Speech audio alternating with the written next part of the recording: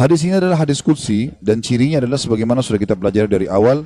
Rasulullah SAW bersabda, lalu Allah yang maha tinggi atau maha suci berfirman. Potongan pertama yang kita ambil pelajaran adalah ana inda dhanni abdi bi. Aku selalu sesuai dengan prasangkaan hambaku. Ini kalimat penting sekali teman-teman sekalian. Selalu dengan prasangkaan hamba. Jika dia berprasangka baik kepadaku, maka dia mendapatkan kebaikan itu. Dan jika dia berprasangka buruk, maka dia akan mendapatkan keburukan.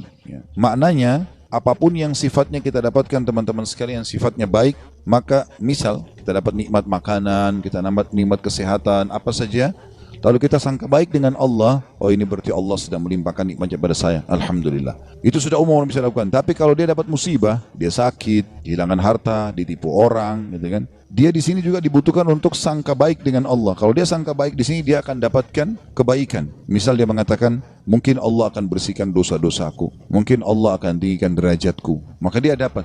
Tapi kalau dia sangka buruk, maka ini akan bermasalah buat dia. Kita akan sebutkan teman-teman sekalian hadis qudsi yang lain. Kalau teman-teman bisa tulis, ditulis hadis qudsi ini ya, karena ini hadis qudsi mulia sekali ya.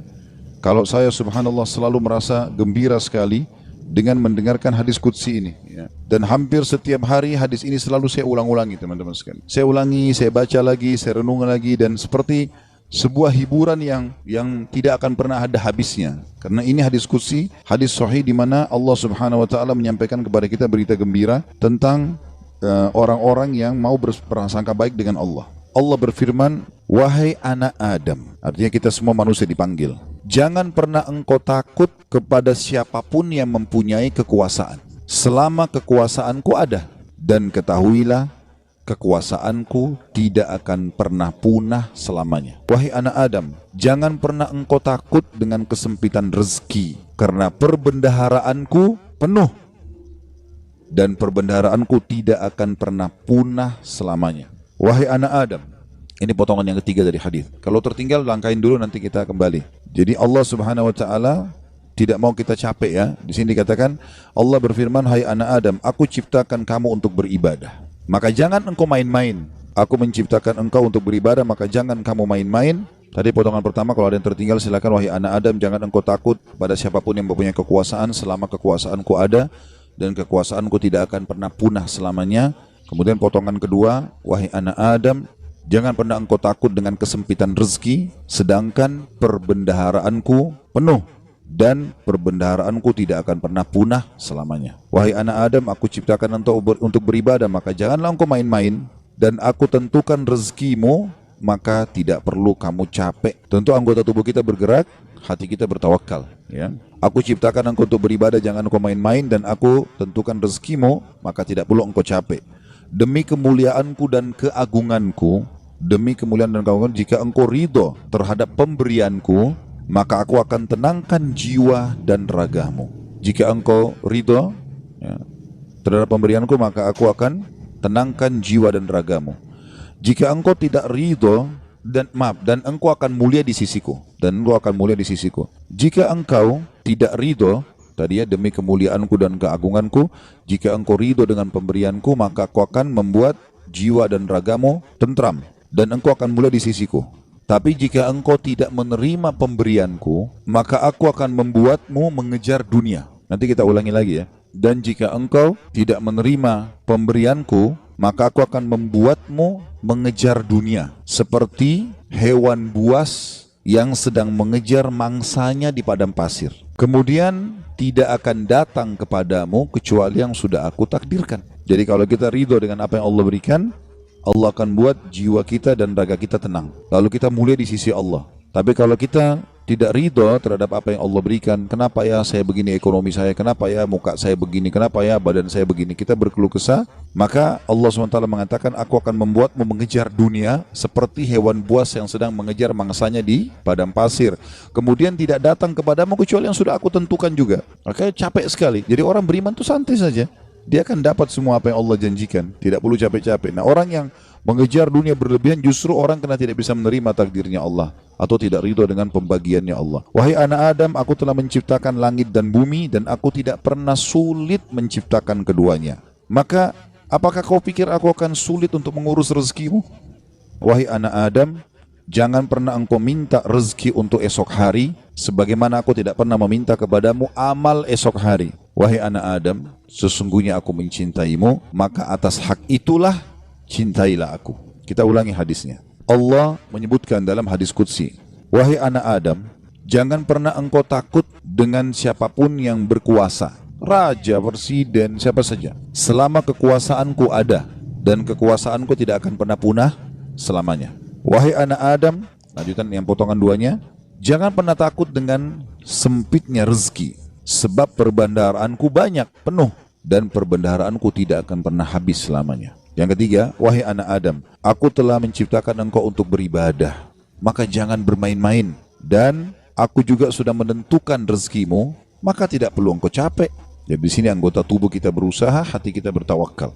Demi kemuliaanku dan keagunganku, jika engkau ridho terhadap pemberianku, ridho dengan paras wajahnya, tubuhnya, pasangan hidupnya, anaknya, maka aku akan tenangkan jiwa dan ragamu, dan engkau akan mulia di sisiku. Dan jika engkau tidak ridho terhadap pemberianku, maka demi kemuliaanku dan keagunganku, aku akan bebankan kepadamu dunia, atau akan membuatmu mengejar dunia, sehingga engkau berlari-lari mengejarnya seperti hewan buas yang sedang mengejar mangsanya di padang pasir. Kemudian tidak datang kepadamu kecuali yang sudah aku tentukan. Wahai anak Adam, aku telah ciptakan langit dan bumi, dan aku tidak pernah merasa susah dalam mengurus dan menciptakannya.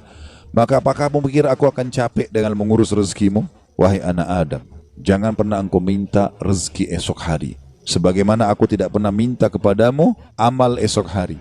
Kita tidak perlu sholat untuk besok, untuk lusa, untuk minggu depan, cadangan, tidak perlu. Sholat hari ini. Kita puasa hari ini. Ramadan tahun ini. Itu pun hari yang ada kita hidup, kita puasa. Kalau enggak ada. Gitu kan. Hari ini semuanya. Maka jangan kau minta rezeki besok kepadaku, sebagaimana aku tidak minta kepadamu amal besok. Gitu kan. Lalu kata Allah Subhanahu Wa Taala, penutupan hadisnya, ya, sebagaimana sudah kita sebutkan tadi ya. Wahai anak Adam, aku sangat mencintaimu, maka atas hak itulah cintailah aku. Dan makna cinta artinya mengabdi dan berkorban. Ya ikutilah perintahku. Apa yang aku perintahkan, apa yang aku larang, aku perintahkan kerjakan, kalau larang tinggalkan. Ini subhanallah hadis teman-teman sekalian. Setiap kali saya baca, saya pribadi yang merasa ketenangan jiwa. Udah Allah sudah tentuin semua. Dan ini sesuai juga yang pernah saya sampaikan teman-teman sekalian. Hadis yang perkataan Hasan Basri rahimahullah yang mengatakan, aku selalu tenang dan senang dalam kehidupan dunia karena dua hal. Aku selalu senang dan tenang karena aku tahu ajalku sudah ditentukan oleh Tuhanku. Udah, Allah sudah tahu kapan aku mati. Udah nggak usah aku pikirin kapan mati itu. Beramal saja. Aku selalu senang dan tenang dengan itu. Aku sudah tahu ajalku sudah ditentukan oleh Tuhanku, maka aku tidak perlu memikirkannya. Dan aku selalu senang dan tenang karena rezekiku sudah ditentukan oleh Tuhanku, maka aku tidak pernah berpikir untuk diambil oleh orang lain. Jadi kalau teman-teman misal lagi masuk dalam satu proyek berdua sama temannya, atau berapa orang sedang bersaing, lalu kemudian dia gagal, teman-temannya dapat misalnya. Jawaban sederhana, belum rezeki. Selesai. Karena biar kita berusaha setengah mati nggak bakal dapat itu. Sudah Allah tentuin. Seperti itulah. Dan tadi sudah kita jelaskan di diskusi tadi, kalau kita ridho dengan pemberian Allah, Allah buat jiwa kita dan raga kita tenang. Subhanallah, orang kalau misalnya mau makan udah habis, oh ya sudah, belum rezeki saya. Tenang jiwanya. Kenapa habis? Kenapa dimakan? Kenapa begini? Sakit hati, perutnya juga lapar. Ya. Jadi ini kaidah hidup yang luar biasa yang mestinya kita fahami ya. Di sini makna juga ana inda dhanni abdi bi, saya selalu dengan prasangkaan hambaku. Seberat apapun teman-teman yang sedang kita alami, terimalah berita gembira selama kita beriman, kalau itu pasti kebaikan buat kita. Sampai ada sebuah hadis qudsi yang lain, ya, kata Nabi SAW, Allah berfirman kepada para malaikat, batasilah rezekinya hambaku yang ini, karena kalau kau bukakan dia akan kufur. Dan luaskan rezekinya hambaku yang ini, karena kalau kau bukakan dia tambah bersyukur. Jawabannya sederhana, berarti kalau kita mau teman-teman sekalian rezeki kita terbuka segala macam, royal di jalan Allah, jangan perhitungan. Allah SWT akan buka, karena Allah tahu ini orang kalau dibukain tidak masalah. Qarun kan begitu dulu. Qarun itu yang diceritakan di dalam Al-Quran tentang kaumnya Nabi Musa yang kaya raya. Sampai di Indonesia pun bahasanya harta karun. Ya. Itu kan namanya Qarun, ditimbun sama Allah dengan harta-hartanya. Walaupun ahli sejarah berselisih pendapat di mana tempatnya. Ada yang mengatakan di laut, di Turki, ada yang mengatakan di Jordan, negeri Syam, dan sampai ala kulli hal dia ditenggelamkan oleh Allah SWT. Sampai semua harta tertimbun dikatakan harta karun. Ya. Qarun itu dulu orang soleh, luar biasa ibadahnya sama Allah. Sampai terkenal di pengikut Nabi Musa yang paling alim termasuk adalah Qarun. Miskin, rumahnya susah, bajunya kotor, makan tiap hari tinggal tunggu orang kasih. Sering Nabi Musa lewat, kirim salam sama dia, tanya kabarnya, titipin makanan. Salah satu dia bilang, hai Nabi Allah, mintalah kepada Allah agar aku diberikan kekayaan. Susah hidup begini. Nabi Musa AS berdoa, baiklah, ya Allah bukakanlah rezekinya Qarun. Allah terima, Qarun bertahap. Diajarkan oleh Allah Subhanahu Wa Taala. Tiba-tiba Nabi Musa AS berikan dia sedikit emas, ya, kemudian dia transaksikan, terus dia tertarik dengan emas itu. Dia mulai belajar bagaimana cara mengelolanya emas, sampai pelan-pelan dia punya kios kecil, lama-lama sampai dia punya produksi emas terbesar pada saat itu. Menjadi orang kaya raya. Udah nggak sholat lagi, udah nggak zikir lagi, ya. Udah mulai sombong, jalan di pinggir jalan sampai kereta kencananya semua pakai emas. Kemudian Nabi Musa AS utus orang-orang untuk ngumpulin zakat mal, dia nggak mau kasih. Lebih parah daripada itu, dia mengajak kaumnya dan membiayai mereka untuk memerangi Musa AS. Sampai akhirnya Musa AS berdoa agar Allah tenggelam dengan harta-hartanya semua. Jadi subhanallah, Allah itu memberikan dan Allah menahan, itu Allah tahu tentang kita. Ya ibaratnya seperti misalnya anak kita. Kita tidak bahasakan Allah punya anak. Ta'ala Allah, ya. Allah maha suci dengan maha tinggi masalah itu. Tapi ini Ibnu Qayyim rahimahullah memberikan contoh. Perumpamaan orang yang belum dikasih oleh Tuhannya Allah, perumpamaan seperti seorang anak yang sedang meminta izin dari orang tuanya untuk melakukan satu perbuatan atau berteman dengan seseorang. Misal bapak ibu punya anak, mau berjalan sama teman-teman, kita tahu teman-teman ini narkotika, orang merusak. Padahal anak ini tidak ngerti, dia bilang, ibu ayah izinkan saya. Kira-kira bapak ibu mau izinkan? Kalau kita pakai akal sehat kan nggak mungkin. Kita tahu anak ini walaupun dia mau, dia senang, dia gembira, dia akan rusak nanti. Kita nggak akan kasih, apapun risikonya. Ibnu Qayyim rahimahullah berikan perumpamaan seperti itu. Ada orang merengek-rengek sama Allah, Allah belum kasih. Allah lebih tahu, gitu kan? Ini hambaku ini kalau saya kasih, dia masalah nanti. Ada orang begitu subhanallah. Mungkin contoh kasus, ada orang anaknya meninggal masih kecil. Baik, mungkin dia merasa sedih. Tapi subhanallah bisa saja mungkin anak itu kalau besar buat masalah buat dia. Kita nggak tahu. Walaupun menurut kita mungkin tidak. Kan itu terjadi di kisahnya Nabi Khidir, ya kan? Dalam surah Al-Kahfi disebutkan, waktu Nabi Musa AS jalan sama dia, ada anak kecil jalan langsung dibunuh oleh Nabi Khidir. Nabi Musa bilang, kenapa kau bunuh anak kecil? Nggak ada dosanya nih. Kata Nabi Khidir, kan saya sudah bilang, syaratnya kau belajar sama saya, jangan tanya sampai saya jelasin. Tapi yang jelas, Nabi Musa bertanya waktu itu, ringkas cerita, nanti akhirnya Nabi Khidir ceritain. Gitu kan? Nabi dia bilang, anak itu sudah ada berita dari Allah. Kalau anak ini kalau besar, dia akan durhaka sama orang tuanya. Sementara orang tuanya ini adalah orang soleh, orang baik.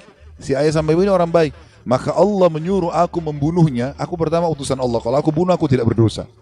Itu anak ini meninggal belum balik, berarti dia juga masuk surga. Orang tuanya digantikan oleh Allah anak yang soleh. Hamil lagi ibunya setelah itu.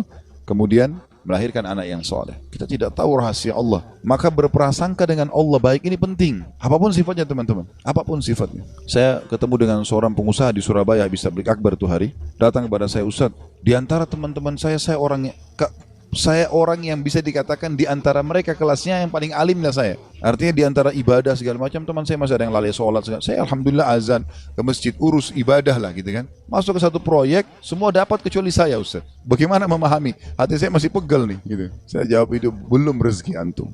Dan bisa bahaya, mungkin saya kalau antum masuk malah jadi masalah. Bersangka baik sama Allah. Sudah, orang mukmin itu seperti kalau jalan ke satu tempat, antum lagi jalan ke dalam gang, ketemu sebuah jalan yang buntu. Apa yang harus dilakukan? Nggak usah mikirin kenapa ini buntu. Belok kiri atau kanan, cari jalan keluar. Itu solusinya. Kan gitu. Kalau mentok selesai, langsung cari jalan keluar. Gitu ya. Sampai dalam masalah ibadah, kita bangun telat nih subuh. Udah nggak usah pikirin kenapa saya telat dulu. Uduk dulu, sholat dulu. Baru nanti hilangkan sebab-sebabnya. Besok jangan terulang. Gitu kan. Kalau nggak akan terbuang waktu. Akan hilang kesempatan-kesempatan. Dalam kaidah agama dikatakan, apa yang tidak bisa dijangkau semuanya, jangan hilang sebagiannya.